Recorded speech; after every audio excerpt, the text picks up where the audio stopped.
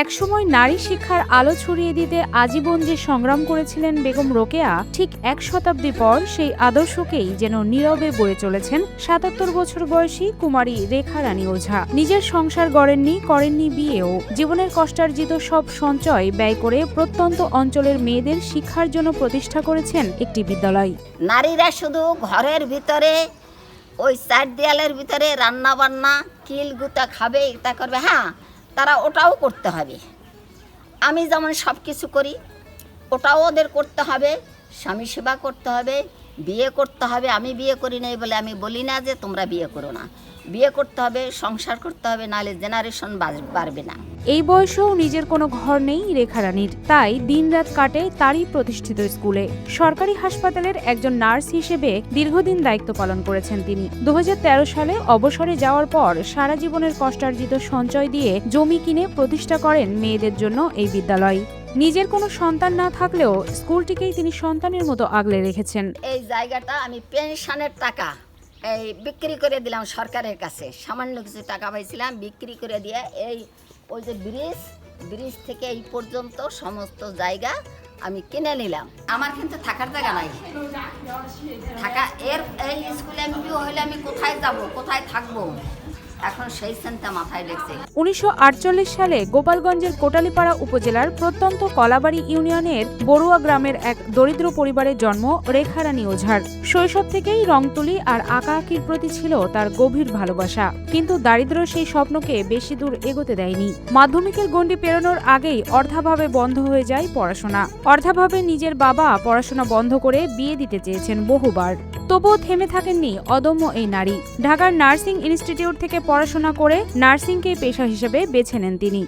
আমি ছোটবেলা থেকেই আমি ড্রয়িং করে যে যা দিত আমি আমার বাবার টাকায় লেখাপড়া করিনি। বাবা আমাকে লেখাপড়া করাবে না, ছোট থাকতে বিয়ে দেবে, কিন্তু আমি বিয়ে করব না, এটা তখন আমি আর্ট করতাম। ২০১৪ সালে একটি টিন শেড ঘরে মাত্র একজন শিক্ষার্থী নিয়ে যাত্রা শুরু হয়েছিল কুমারী রেখা রানী ওঝার প্রতিষ্ঠিত বিদ্যালয়ের। এক যুগেরও কম সময়ে সেই স্কুলে এখন ১৫০ শতাধিক শিক্ষার্থী পড়াশোনা করছে। রয়েছেন প্রায় ৭ জন শিক্ষক।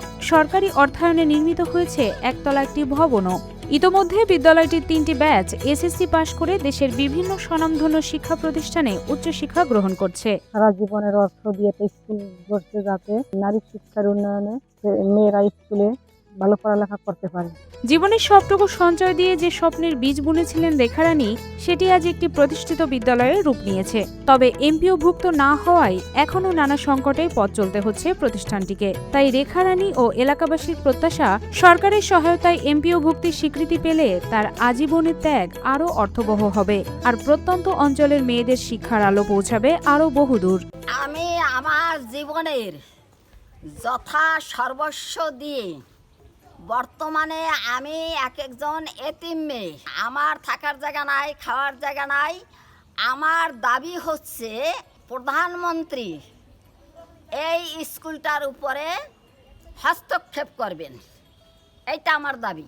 স্কুলটা এমন অবস্থায় আছে, সরকারের কাছে আমরা এলাকাবাসীও বিশেষ আবেদন জানাই আমরা যে স্কুলটা যাতে বন্ধন হয়ে যায়, স্কুলটা যাতে এমপিওভুক্ত হয়। আমাদের এলাকায় আর কোনো গার্লস স্কুল নেই, আমাদের কোটালীপাড়া এই একটাই শুধু গার্লস স্কুল। আমাদের স্কুলটা হলে আমাদের মেয়ে ছেলের অনেক উপকৃত হবে। আমরা স্কুলটা চাই, সরকারের কাছে এই আমাদের আবেদন, বিনীতভাবে অনুরোধ আমাদের এলাকাবাসীর পক্ষ থেকে। বেগম রোকেয়া একসময় নারী শিক্ষার যে প্রদীপ জ্বালিয়েছিলেন, সেই আলোয় যেন আজও নিভতে দেননি রেখা রানী ওঝার মতো কিছু অদম্য নারী। তিনি প্রমাণ করেছেন একজন মানুষের ত্যাগও বদলে দিতে পারে একটি জনপদের ভবিষ্যৎ।